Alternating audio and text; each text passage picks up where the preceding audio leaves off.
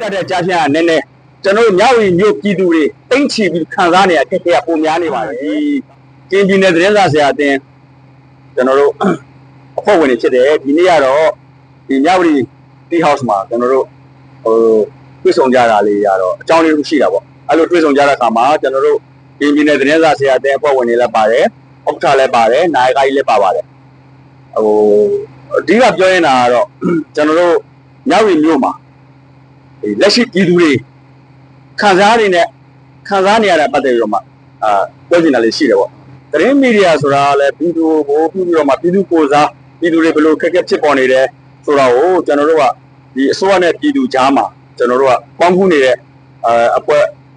ဖြစ်ပါတယ်အဲ့တော့သတင်းမီဒီယာသမားတယောက်အနေနဲ့ပြောချင်တာကတော့အခုလက်ရှိမြောက်ရီမြို့မှာကျွန်တော်တို့73စီတွေပေါ့နော်နှစ်ဆအရင်အားဆိုင်နှစ်ဆကျွန်တော်တို့ဈေးကိုပေးပြီးတော့မှပြည်သူတွေတုံးဆွဲနေရတာပေါ့ဒါနဲ့ပတ်သက်ပြီးတော့မှကျွန်တော်တို့နည်းနည်းပြောချင်တာကတော့ကျွန်တော်တို့မြောက်ရီမြို့ပါပေါ့နော်မြန်မာနိုင်ငံရဲ့နေစားမြို့ဖြစ်တယ်လို့တစ်ဖက်ထိုင်းနိုင်ငံရဲ့ဟုတ်လားမဲဆောက်မြို့ကလည်းတစ်ဖက်ထိုင်းနိုင်ငံရဲ့မဲဆောက်မြို့ဟာတစ်ဖက်ထိုင်းနိုင်ငံနဲ့နေစားမြို့ဖြစ်တယ်ပေါ့အဲ့တော့ကျွန်တော်ဒီနေစားမြို့နှစ်မြို့ဟာအရင်တော့သူတို့စစ်စာစီးတီးဆိုပြီးတော့မှညီမမြို့ဖြစ်သူတို့နိုင်ငံသဘောတူညီချက်တွေယူပြီးတော့မှနော်ဆောင်ရွက်ခဲ့ကြတယ်အဲ့ဒီအခါမှာ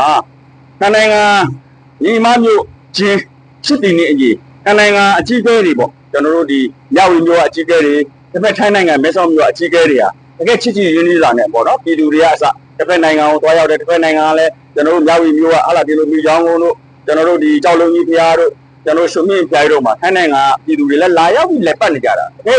ဟိုပေါ့နော်ဒီဘက်ကလည်းဟိုဘက်သွားဟိုဘက်ကလည်းဒီဘက်လာနေတကယ်ဟိုပြောစရာလည်းကောင်းတယ်လို့ပြောလို့ရတာပေါ့နောက်ပြီးတော့ဒီနိုင်င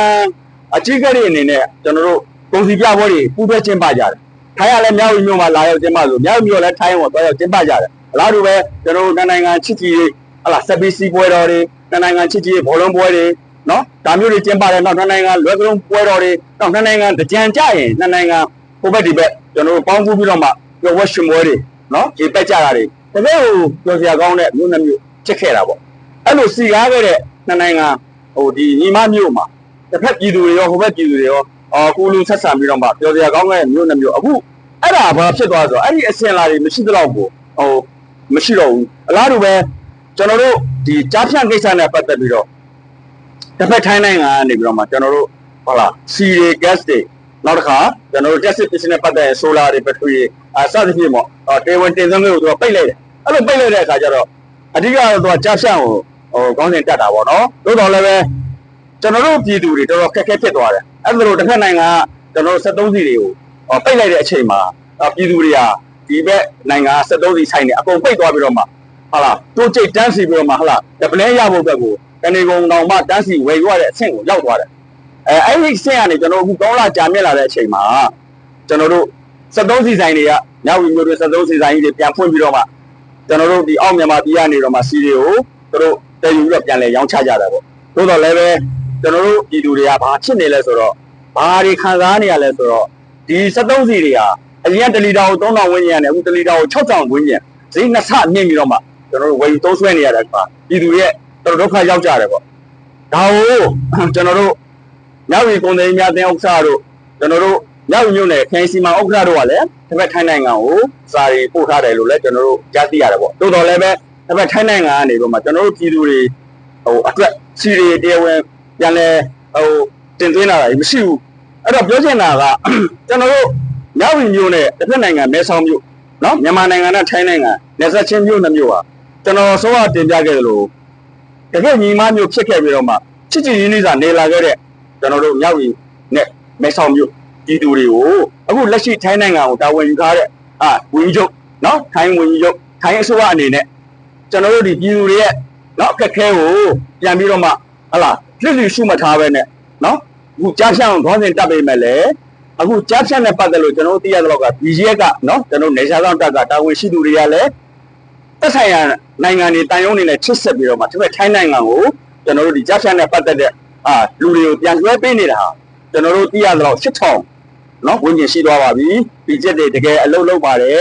်သူတို့နေတယ်ပေါ့နိုင်ငံစုံကလူတွေလွှဲပေးနေတာကိုကျွန်တော်တို့မြင်ရတယ်သိရတယ်နော်အဲ့တော့အဲ့ဒါလို့သူတို့တက်ထားတဲ့ခေါင်းစဉ်အရကြားဖြန့်လုပ်ငန်းနဲ့ပတ်သက်ပြီးတော့မှ ဒီကျက်ကတာဝန်ရှိသူတွေဆောင်ရွက်ပေးနေပြီဆိုတော့ကျွန်တော်တို့ပြည်သူတွေကိုဟုတ်လားပိတ်ထားတဲ့ဟုတ်လားစီတွေဟုတ်လားကက်စ်တွေ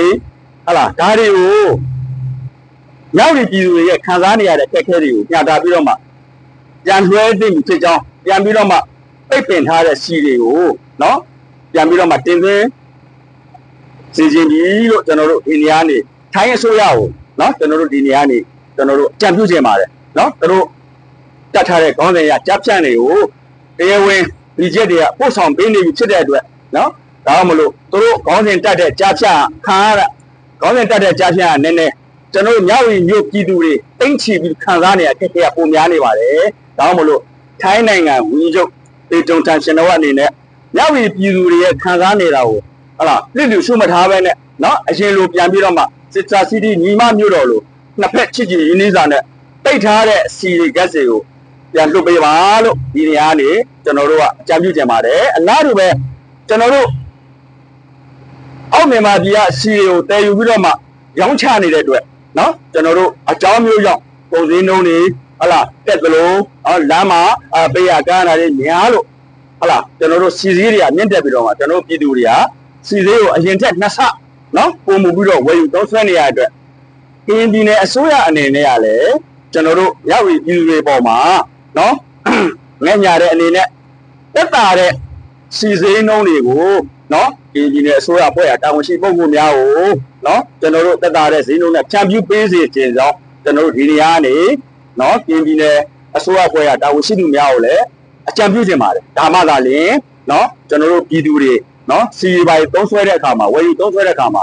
ဈေးတွေမြင့်တက်မှုတွေကနေတော့မှကြော်ပါသွားပါလိမ့်မယ်နော်အဆင်ပြေသွားလိမ့်မယ်ဒီလိုပြည်သူတွေအဆင်ပြေချောမွေ့အောင်နော်ပြည်သူတွေရဲ့ဟလာတက်တာချောင်းချီးကိုလည်းပြည်နယ်အစိုးရဖွဲ့ဝင်တာဝန်ရှိသူများအနေနဲ့တက်တာတဲ့ဈေးနှုန်းများနဲ့ဆောင်ရွက်ပေးပါလို့ဒီနေရာကကျွန်တော်သတင်းမီဒီယာတယောက်အနေနဲ့အကြံပြုချင်ပါတယ်ဗျာ